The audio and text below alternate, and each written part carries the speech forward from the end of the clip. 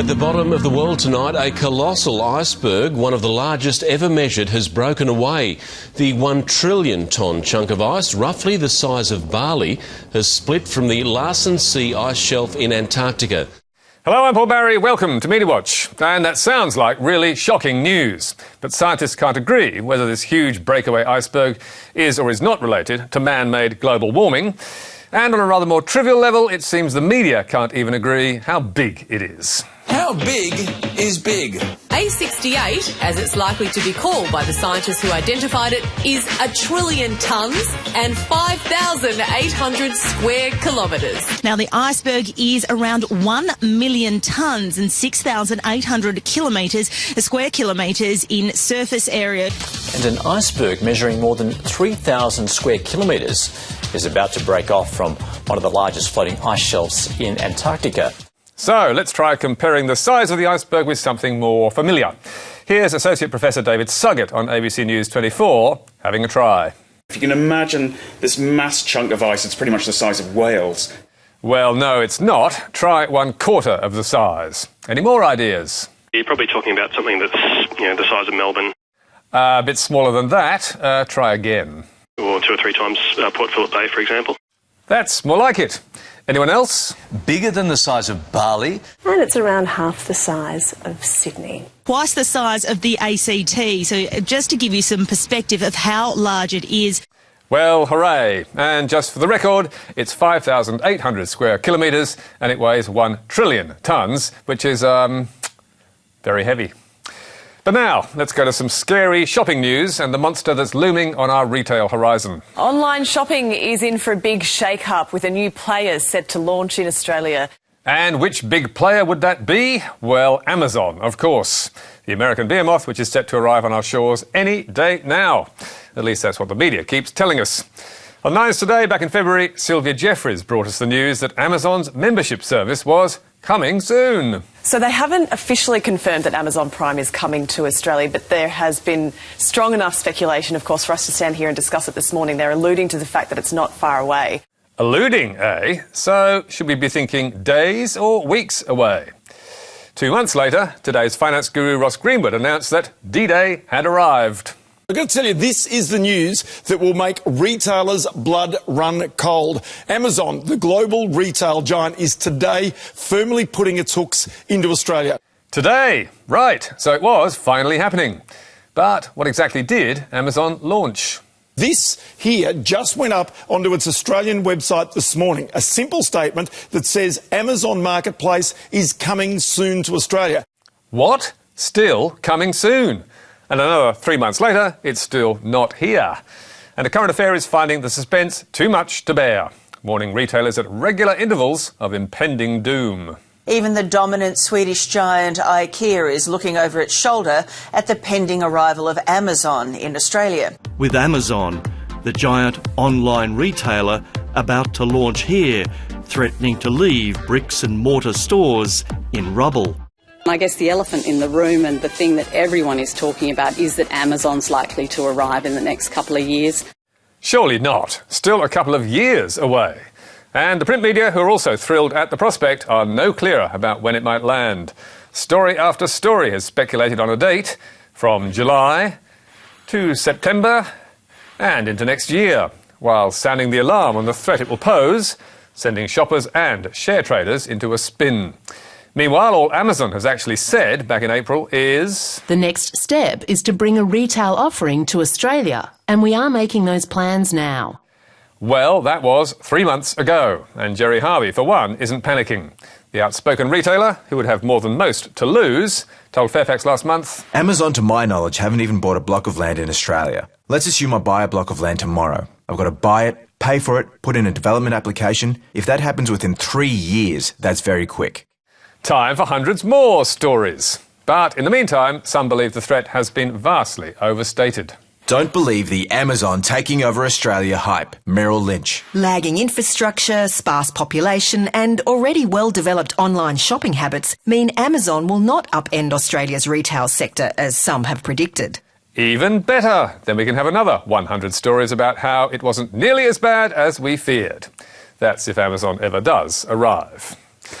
But now to the Daily Telegraph, which caused outrage last week by suggesting same-sex relationships make you sick.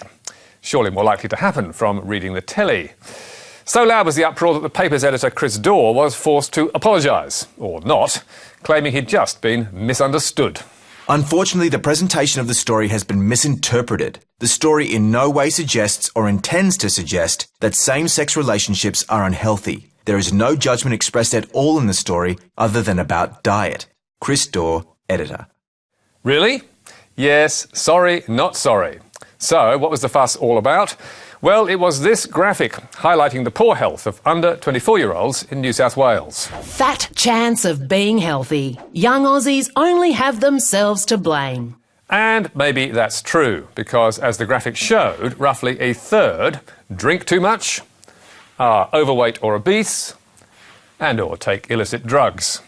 But for some extraordinary reason, the telly added another marker to the mix, citing this as another cause of young people's ill health. 16.8% of secondary school students in Australia are attracted to people of the same sex as them, or to both sexes. Not surprisingly, the telly was hit with a tsunami of criticism. Daily Telegraph just claimed being gay is bad for your health, and people are disgusted. Daily Telly outdoes itself, says young LGBTQI Aussies are a health concern. And again, not surprisingly, the telly also put Australia in the headlines right around the world. So, was it just a misunderstanding? I hardly think so. At best, it was a stupid mistake.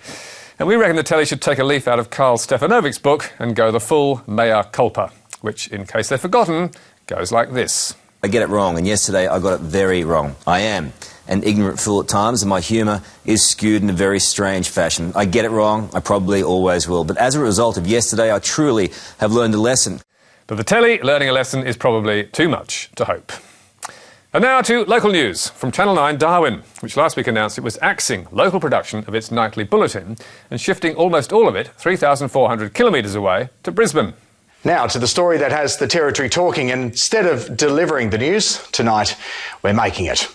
Yes, after more than 30 years, 9 News Darwin is killing its locally produced news bulletin from September. 9 axes standalone Darwin news bulletin and moves production to Queensland. 9's Darwin studio will close, leaving behind a skeleton staff of reporters filing packages to Queensland to be broadcast back into the territory. 13 jobs will go, leaving 4 reporters, 3 cameramen and a chief of staff in the territory to produce stories which will be mixed with national news and read from Brisbane. So, why the closure after more than 3 decades? Well, it all comes down to cost. 9 says a Darwin studio and big local team is too expensive to maintain. We've spent an extraordinary amount of money to try and keep up the facilities, the background of news, the stuff that actually makes it go out to the TV screens, and that's a hugely expensive operation. If we keep doing that, if we keep throwing money at that, we won't be viable. The move is part of 9's $500 million Australia-wide deal with Southern Cross Austereo, which will deliver a host of regional news bulletins from capital cities, and in many areas put more journalists on the ground. So, more local news, but at less cost. The new system's already been rolled out in Victoria, where Joe Hall, based in Melbourne, broadcasts bulletins that include a package of local news into Ballarat, Bendigo, Albury and Gippsland. And it's also already running in New South Wales, where Vanessa O'Hanlon, who's in Sydney, broadcasts tailor-made bulletins to Canberra, Wollongong, Wagga Wagga and Dubbo. So, how does it work? Well, a couple of reporters in each local area file stories into a central hub from where one newsreader sends out multiple bulletins. And that's what Darwin will be getting. Its news will be beamed from Brisbane, where 9's Samantha Heathwood is set to send bulletins to Cairns, Townsville, Mackay, Rockhampton, Toowoomba and the Sunshine Coast. 9 insists its Darwin coverage will be as good as ever, but there will be fewer reporters on the ground and no local news in weekend bulletins. And 9 staff are sure the quality will fall. As one told Media Watch, there's no way you can report on something by proxy. I don't see how you would deliver the same product. We do 1 or 2 live crosses a week with breaking news, but there will be no more live crosses anymore. Northern Territory Chief Minister Michael Gunner is also concerned, demanding 9 rethink its decision, saying the cutbacks will be devastating. I don't want the Territory image to be confined to the negative news story or the classic NT News front page. And in case you've forgotten what they are like, here's a reminder. Funny, certainly. News, not so sure. Nine's decision to close its Darwin studio leaves the ABC as the only major network producing NT News from the Territory. And luckily the ABC has no plans to change that. And finally tonight, to the annual Journalism Awards, better known as the Walkleys, which have come under fire after this bizarre decision. Journalists decry move to drop International Walkley Award. Under new arrangements, you can now win a Walkley for a tweet, but not for international journalism. Incredible, isn't it? Social media is in, old-fashioned reporting out. For the past fortnight, the Walkleys has been taking hits from high-profile reporters for canning the international journalism category, describing the move as a bad call, short-sighted, parochial and absurd. And one of its brightest stars also reckons it is a mistake. Dropping international journalism from the Walkleys sends an appalling message. It is necessary, often dangerous and underappreciated. Peter Grester is not alone. More than 500 supporters of the award, mostly journalists, are demanding it be reinstated. Now more than ever, international reporting is a vital part of Australian journalism. The major international journalism awards, including the Pulitzer Prize, all include a category for international reporting. So why axe such a prestigious and obvious award? The Walkley board says it wants to streamline the number of categories and that international reporting will be entered and honoured in other categories. But former winners reckon that is a cop-out. Fairfax's foreign correspondent Jill Topsfield, who won for her expose on Australian authorities paying people smugglers to turn back boats, told Media Watch, "It is unlikely that judges would be across the nuance of an international story, the extent of the scoop and the degree of difficulty involved in researching it, in the same way as they would be an Australian story." Amanda Hodge, another winner of the International Walkley for a group of stories in 2013, asked Media Watch, "Why should news consumers or proprietors value such reporting if the industry does not even think it worthy of recognition?" And Fairfax's Lindsay Murdoch, who won the award for breaking the baby Gammies story in Thailand, is stunned. It is a slap in the face. It is extremely disappointing the board does not recognise this at a time the international scene is in a parlous state. Parlous, yes. The ABC's Middle East correspondent Sophie McNeil, another past winner, is also incredulous. To me, it sends absolutely the wrong message and says a lot about where the industry is heading. How can sport and business still have a category and not international? It's hard to argue with that. But the Walkley Advisory Board is intransigent, tweeting its decision is final, for now. With 30 Walkley Award categories still remaining, the symbolism of the board's decision is shocking, especially given how much Australians love international news. A Reuters Institute survey 2 years ago found Australians value overseas news above all else and far above sport, business and the arts. Seems the journalists who run the awards think otherwise. And you can read more about tonight's stories on our Facebook page or our website and catch up with us on iView. You can also contact me or Media Watch on Twitter. And make sure you catch Media Bites every Thursday. But for now, until next week, that's all from us. Goodbye.